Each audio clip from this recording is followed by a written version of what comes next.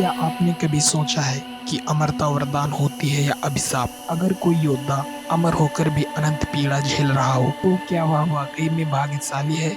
आज हम आपको ले चलेंगे महाभारत के सबसे शक्तिशाली लेकिन सबसे दुखी योद्धा अश्वत्थामा की अमरता के रहस्य में।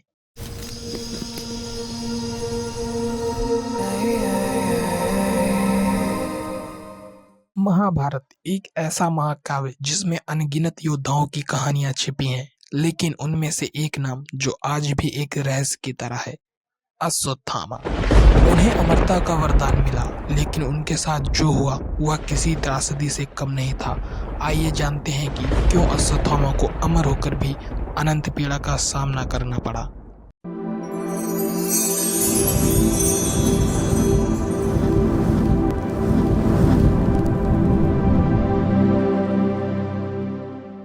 अश्वत्थामा का जन्म किसी साधारण योद्धा के रूप में नहीं हुआ था।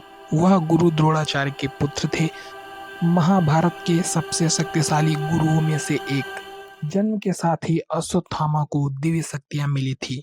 उनके माथे पर जड़ी मणि ने उन्हें न केवल अजेय बनाया, बल्कि उन्हें भूख, प्यास और थकान से भी परे कर दिया।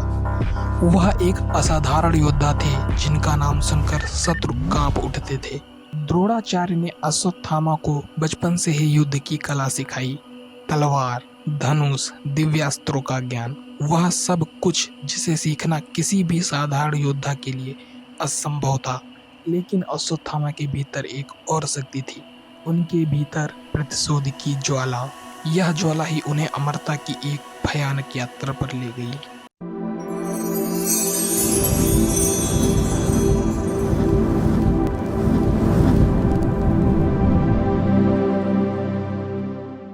महाभारत का युद्ध केवल योद्धाओं के बीच का संघर्ष नहीं था, यह धर्म और अधर्म की लड़ाई थी। अश्वत्थामा अपने पिता के साथ कौरवों की ओर से लड़ रहे थे, लेकिन एक दिन वह पल आया जिसने सब कुछ बदल दिया। जब द्रोणाचार्य को छल से मार दिया गया, अश्वत्थामा के लिए यह एक ऐसा झटका था जिसने उनके जीवन को पूरी तरह से बदल दिया। उनका प्रतिशोध अब उनके जीवन का उद्देश्य बन गया था। पिता की मृत्यु का बदला लेने के लिए अश्वत्थामा ने ब्रह्मास्त्र का इस्तेमाल किया, एक ऐसा दिव्य अस्त्र जो संपूर्ण मानवता को नष्ट कर सकता था।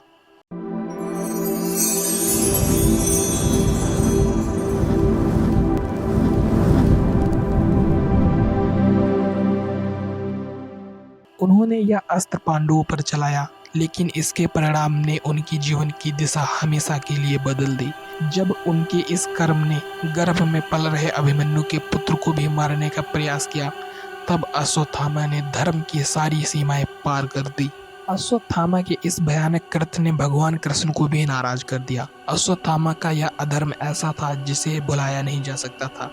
कृष्ण ने उन्हें श्राप दिया, तुम अमर रहोगे, लेकिन अनंत पीड़ा के साथ। तुम्हारे शरीर पर बने घाव कभी नहीं भरेंगे और तुम युगों युगों तक अकेले भटकते रहोगे। और इस तरह अश्वत्थामा को अमरता का श्राप मिला, जो जीवन भर का दर्द बन गया।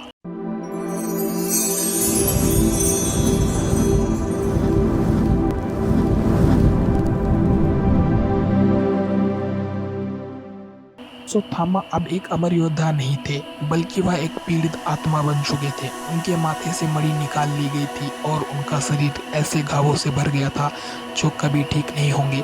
यह अमरता अब उनके लिए एक श्राप बन गई थी, एक ऐसी पीड़ा जो कभी समाप्त नहीं होगी। कई लोगों का मानना है कि अश्वत्थामा आज भी इस धरती पर जीवित हैं। कुछ लोग दावा करते हैं कि उन्होंने उन्हें दूर दराज के जंगलों और पहाड़ों में देखा है। उनके घाव अभी भी ताजा हैं और उनकी आंखों में अनंत पीड़ा झलकती है। अश्वत्थामा अब एक रहस्य बन चुके हैं। क्या वह वाकई आज भी भटक रहे हैं, या यह केवल कहानियां हैं जो हमें महाभारत की गाथाओं से जोड़ती हैं? यह सवाल अब भी अनुत्तरित है, लेकिन एक बात तो निश्चित है,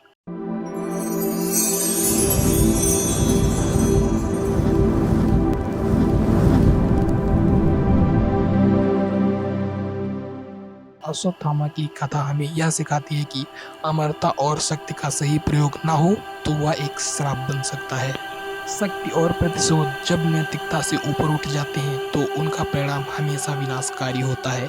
अमरता का अर्थ केवल अनंत जीवन नहीं, बल्कि अपने कर्मों के अनंत परिणामों का सामना करना भी हो सकता है।